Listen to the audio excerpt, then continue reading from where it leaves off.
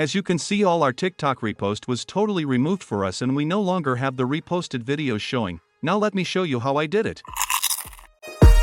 Firstly, kindly go to your TikTok app.